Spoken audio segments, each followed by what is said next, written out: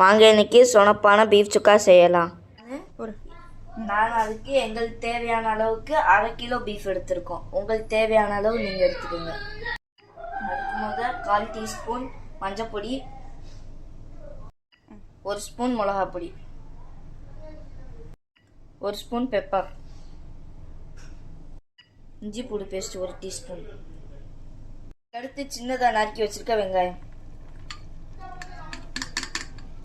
அதுக்கடுத்து ஒரே ஒரு தக்காளி, அதுக்கடுத்து கொஞ்சம் மல்லித்தழை, அடுத்து கொஞ்சோண்டு கருவேப்பிலை, அதுக்கடுத்து தேவையான அளவு உப்பு, அதுக்கப்புறம் 1 கப் தண்ணி.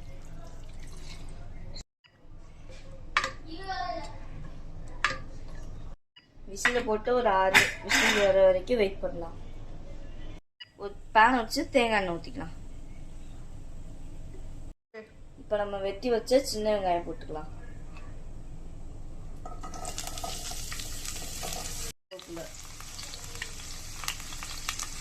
இப்போ இதை போட்ட பிறகு வதக்கி விட்டுக்கலாம். தெரியுமா, இந்த அளவுக்கு நல்லா வெங்காயம் வதங்கின பிறகு வெந்த பீஃபை தூக்கி இதில் சேர்த்துக்கலாம். இப்போ இதை ஊற்றின பிறகு 1/4 ஸ்பூன் அளவு கரம் மசாலா சேர்த்துக்கலாம். இப்போ இந்த தண்ணியெல்லாம் நல்லா ட்ரை ஆகிற அளவுக்கு வெயிட் பண்ணலாம்.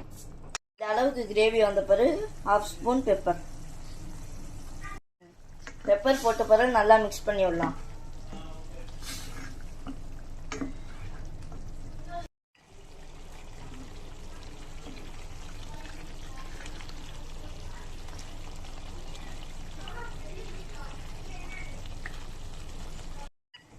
இப்போ சொனப்பான பீஃப் சுக்கா ரெடி.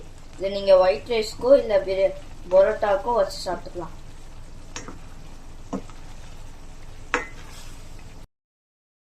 இதை நான் ஒயிட் ரைஸோடு வச்சு சாப்பிட்டேன். டேஸ்ட்டு நல்லாவே இருந்துச்சு. நீங்களும் ட்ரை பண்ணி பாருங்கள், சூப்பராக இருக்கும். சப்ஸ்கிரைப் பண்ணிவிட்டு போயிருங்க. தேங்க்ஸ் ஃபார் வாட்சிங்.